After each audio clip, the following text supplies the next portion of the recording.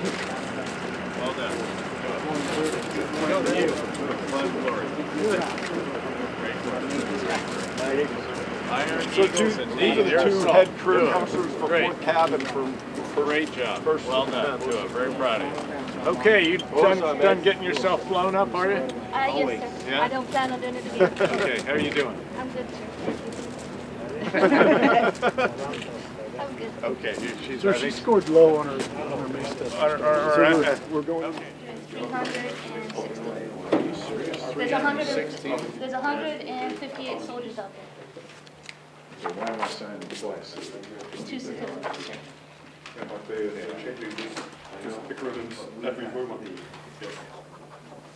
It's okay to have fun.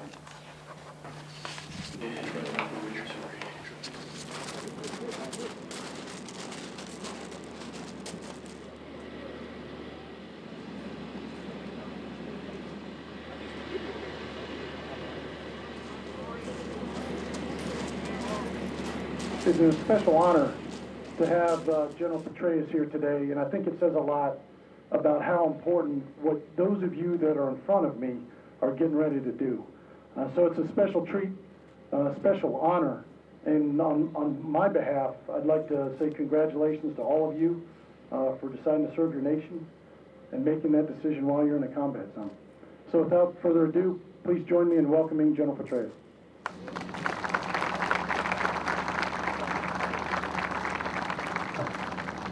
Well, thanks to all of you.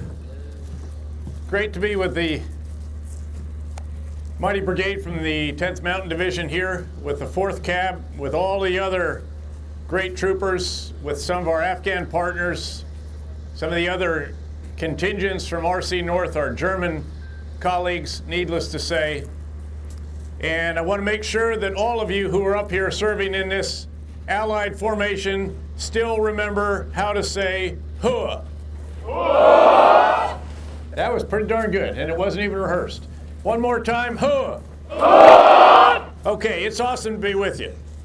A commander gets to do some wonderful stuff in a mission like this, but there are 3 tasks that stand out above all else as being truly enjoyable. And they are, first, you get to pin a medal on someone's chest who's deserved what you're doing, has earned it in combat, performing tough missions for our country and for the world. Big thrill. You get to promote people. And again, it's a special honor to do that in a combat zone because they have earned it during that period that they've been out there, and it's a pretty wonderful experience.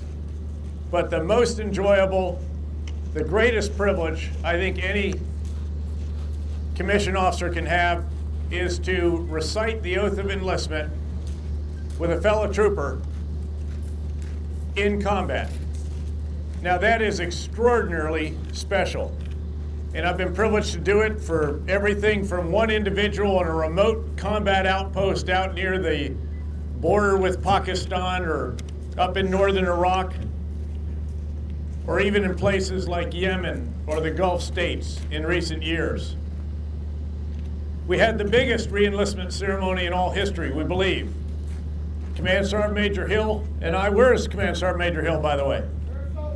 Okay, we'll leave you to him here after this. He will give, if there's any energy left in your body that hasn't been tapped when you see 160 soldiers re-enlist, he'll get it out of you.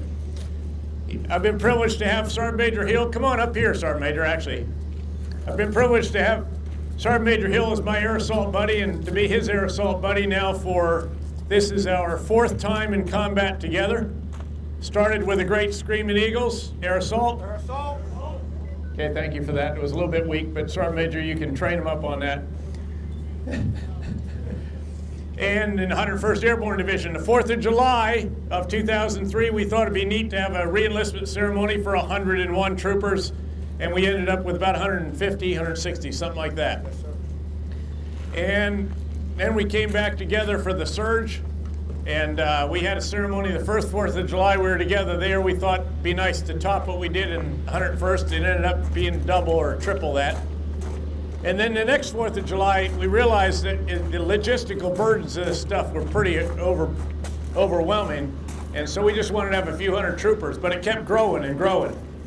And then when we told them they would get a photograph with Command Sergeant Major Hill, personally, all of a sudden the numbers shot up, and we ended up over 1,000. In fact, we ended up with 1,215 soldiers, sailors, airmen, Marines. It was an extraordinary event, and it was an extraordinary honor to do it. Now, at that ceremony, as I raised my right hand and prepared to recite the oath of enlistment, I looked out at them just as I am looking out at you, and I asked myself why they were doing this. What is the motivation? What has led them to put their right hand in the air again to say, send me? Because that's what they were doing, that's what you are doing. When you raise your hand in the combat zone to re-enlist, you know that it is very likely you're going to be asked to redeploy after this particular tour is over. And a lot of you have already raised your hand a number of times and been on a number of deployments. In fact, let me see the hands. How many of you have 36 months or more deployed since 9/11? That is extraordinary, really impressive. And some of you, of course, got a little bit surprised to end up a little earlier out in Afghanistan instead of Iraq, where you thought you were going. I know how that feels, by the way. I went to the White House for a meeting and came out with a new job. But again, as we look out at you and say, okay, what's this all about? We realize it's not for the living conditions, it's not for the stock options. Yeah, some of you are getting a bonus, but you know, you could have waited a while for that. It'll happen. And that's not really it at the end of the day. I think there are 3 reasons why individuals do what you are doing.